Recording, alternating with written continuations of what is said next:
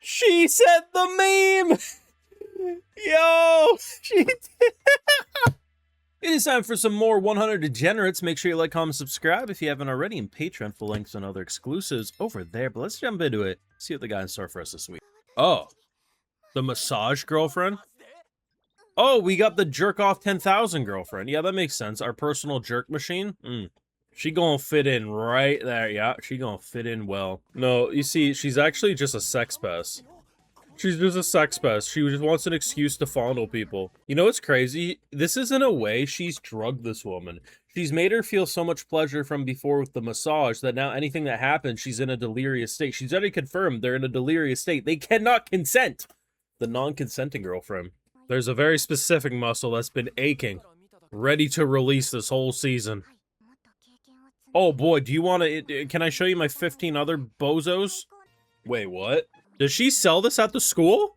Wait, did they just fucking meta-commentary this shit that one half of the mangaka is hallucinating retro into That's crazy. I honestly wonder, did they get the actual artist to voice, or is this just some random fucking animator? The fact that this might be the girlfriend who's happiest above all else, this is the girlfriend who's probably more happy than even Hahari. In a way, she might be the most loved girlfriend in the harem. I think she's probably the most useful girlfriend towards all the girlfriends. Keep in mind, this entire episode boils down to just a girl fondling other schoolgirls. I forgot you were a character. There's too many fucking characters anymore. An athlete's ass, firm and tight. What are we doing? She did the Captain America meme. This is America's ass? Nah. This is the world's ass. I put my face coming in between this, looking up.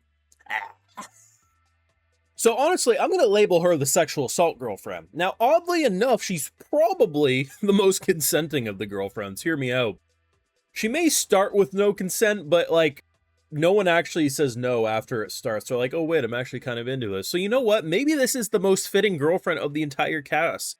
I think there's an argument to be made for this. And all I've heard is that I'm not ready for the girlfriends this season, which is weird to me, because really the only one that was actually surprising was the cousin, because I didn't think they'd even attempt it. But until we get his own daughter as a girlfriend, which I still think is on the table via time travel, I don't think anything's really going to be shocking at this point, because last week was actually shocking. I'll take it back, because I still think the whole Disney princess, which she wasn't even that crazy of a Disney princess, is still the most normal of the bunch. That's surprising, because it's like, anything normal is just weird in this show.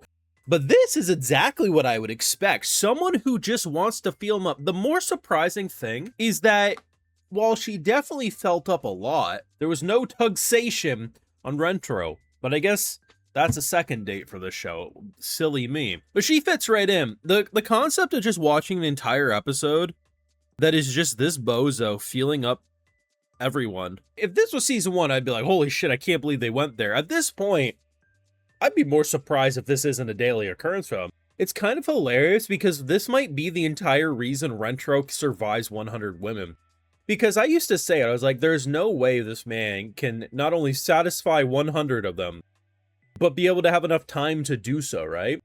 This might be the secret. She rejuvenates everyone. Unfortunately, it's kind of a double-edged sword. Not only will he have the energy to keep going, unfortunately, they will also have enough energy for 2nd, 3rd, 4th, and 69th rodeos.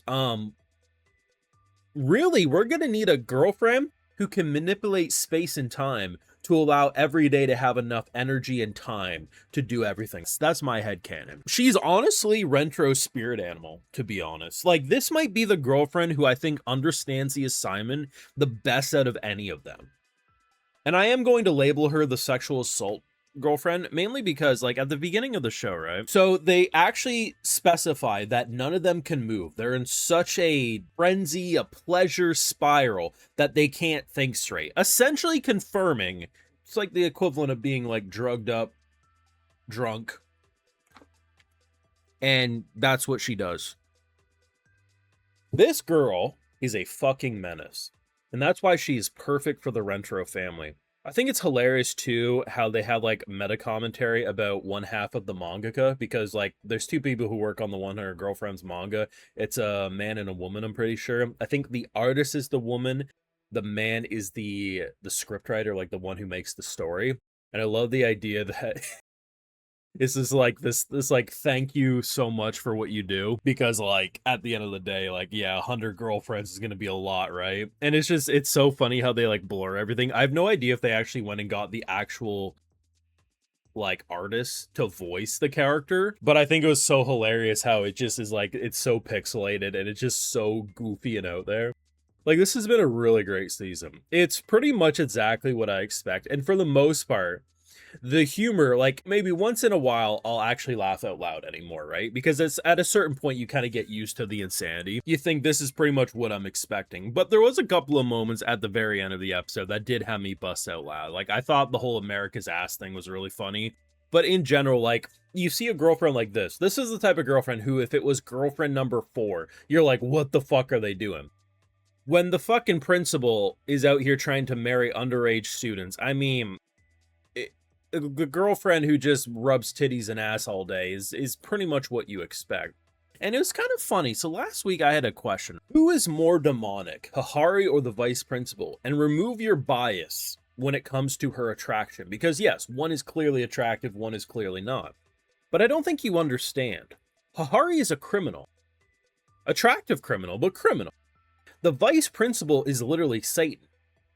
It's not just because of how she looks, like everything about her demeanor seems possessed, and there's been multiple episodes early on in the show where it's pretty much been confirmed she kidnaps children in this school and like tries to eat them and lick them head to toe. So far from what we can see, all of Hahari's grooming victims, they get Stockholm syndrome and like it. So yeah, I think, yes, she's a criminal, but one's a demon. I think this is a very important distinction. It's not just her face card or her chest card. It's her actual behavior. If someday she starts acting possessed like she's in a horror flick, I'll change my opinion, but alas, we're not at that point. They also spent an entire night kissing, which is pretty crazy. Either way, yeah, I gotta be real. This is what I expect, and I'm not even trying to just be like, huh, look at me, I'm the... No, it's just like, I'm still waiting, right? I think the beginning of the season is still the most shocking girlfriend, not because I can't believe they went with a cousin, it's just more of like, I'm surprised they went with a cousin. And I feel like it was testing the waters. Like, when we get to girlfriend 47, could we go farther? Could we go sibling? You know, like, I really feel like that was the intention. But until we get time-traveling daughter girlfriend, nah, this is about what I expect. I'm honestly more surprised we haven't had robot vibrating girlfriend yet. The jokes write themselves. Either way, peak degeneracy. And last week was still the most normal girlfriend. I refuse to take questions on that. Anyway, your thoughts and feelings down below. What did you think of the most suitable girlfriend? Deadass, I think this is the one that fits in the best. Your thoughts? Like, comment, subscribe, of course. Patreon for links over there. But hey, if you're already over on my Patreon, I'll also give you a video shout out because my patrons are what fund this degeneracy. So today we got No Name, No Face, Pars Delpin, George, Wendell Books, Blake86, The RPG Ghost, Crystal Cat, Cray Cat Lad 88, Goron 201, Mary Lou, and we also have Sebastian Emile. So I appreciate the support. Please take care and y'all have a good one.